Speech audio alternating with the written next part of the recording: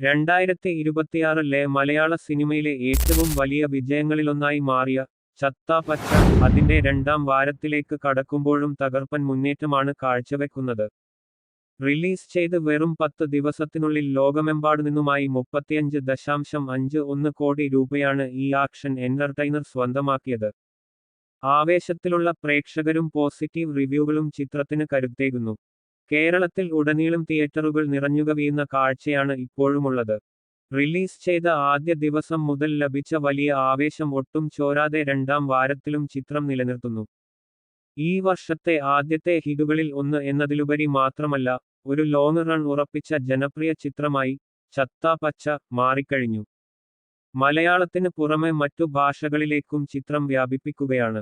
തമിഴ്, തെലുങ്ക് പതിപ്പുകൾക്കായുള്ള പ്രേക്ഷകരുടെ കാത്തിരിപ്പിന് വിരാമമിട്ട് ഫെബ്രുവരി 6-ന് തമിഴിലും ഫെബ്രുവരി 13-ന് തെലുങ്കിലും ചിത്രം റിലീസ് ചെയ്യും. കേരളത്തിന് പുറത്തും ചിത്രത്തെക്കുറിച്ചുള്ള ആകാംക്ഷ വർദ്ധിക്കുന്നത് വരും ദിവസങ്ങളിൽ വലിയ നേട്ടമാകുമെന്നാണ് പ്രതീക്ഷ.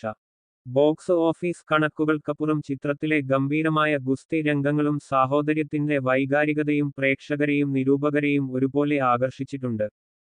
തിയേറ്ററിലെ പ്രദർശനം പൂർത്തിയാക്കിയതിന് ശേഷം മാത്രമേ OTT റിലീസ് ഉണ്ടാകൂ എന്ന് അണിയറപ്രവർത്തകർ വ്യക്തമാക്കിയത് ചിത്രത്തിന്റെ തിയേറ്റർ എക്സ്പീരിയൻസ് പ്രാധാന്യം ഉറപ്പിക്കുന്നു.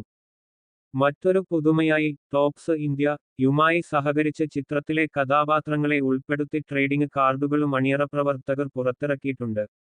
അന്താരാഷ്ട്ര റെസ്ലിംഗ് കാർഡുകളുടെ മാതൃകയിലുള്ള ഇവ ആമസോണിലൂടെ ലഭ്യമാണ്. റിൽ വേൾഡ് എന്റർടൈൻമെന്റിന്റെ ബാനറിൽ ക്രിയേറ്റീവ് പ്രൊഡ്യൂസർ ഷിഹാൻ ഷൗകത്തിനോടൊപ്പം റിതേഷ്, രമേശ് എസ്. രാമകൃഷ്ണൻ, ഷൗക്കത്ത് അലി എന്നിവരാണ് ചിത്രം നിർമ്മിച്ചത്. നവാഗതനായ അദ്വൈത് നായർ സംവിധാനം ചെയ്ത ചിത്രത്തിൽ അർജുൻ അശോകൻ, റോഷൻ മാത്യു, വിശാഖ് നായർ, ഇഷാൻ ഷൗക്കത്ത് എന്നിവർ പ്രധാന വേഷങ്ങളിൽ എത്തുന്നു. ചിത്രത്തിലെ വാൾട്ടർ എന്ന കഥാപാത്രമായി മമ്മൂട്ടി എത്തുന്ന ഗംഭീര അതിഥിവേഷവും തിയേറ്ററുകളിൽ വലിയ ആവേശമാണ് സൃഷ്ടിക്കുന്നത്.